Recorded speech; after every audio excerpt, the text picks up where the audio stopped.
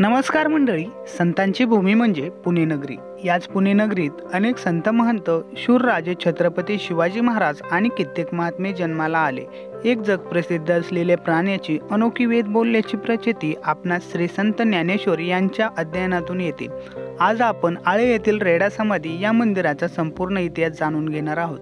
आळे येथील रेडा समाधी मंदिर हे पुणे जिल्ह्यातील जुन्नर तालुक्यातील आळे या गावामध्ये स्थित आहे। आता या मंदिराचा संपूर्ण इतिहास जाणून घेऊ। मंदिराचे बांधकाम 1785 मध्ये पूर्ण झाले।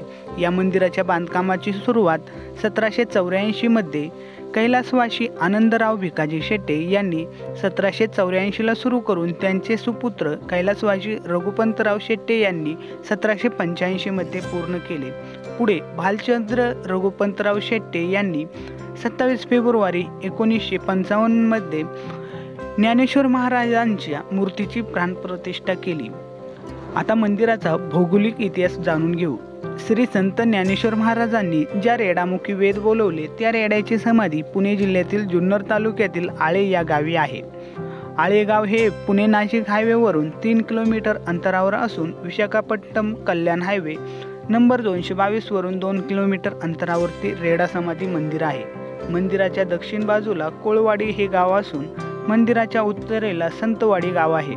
मंदिराच्या पूर्वेला ग्रामदैवत गणपनाथाचा डोंगर असून पश्चिमेला आळे फाटा हे मोठे व्यापारी क्षेत्र असलेले पुणे नाशिक हायवेवरचे ठिकाण आहे।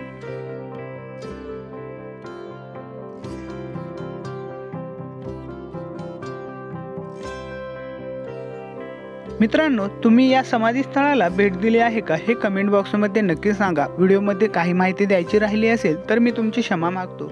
तुम्ही कधी पुणे नाशिक हायवेवरून किंवा कल्याण अहमदनगर हायवेवरून प्रवास करीत असाल तर या समाधी स्थळाला अवश्य भेट द्या। अशाच व्हिडिओसाठी आपल्या चॅनलला सबस्क्राईब करा, व्हिडिओला लाईक करा। भेटूया अशाच एका नवीन व्हिडिओमध्ये। धन्यवाद।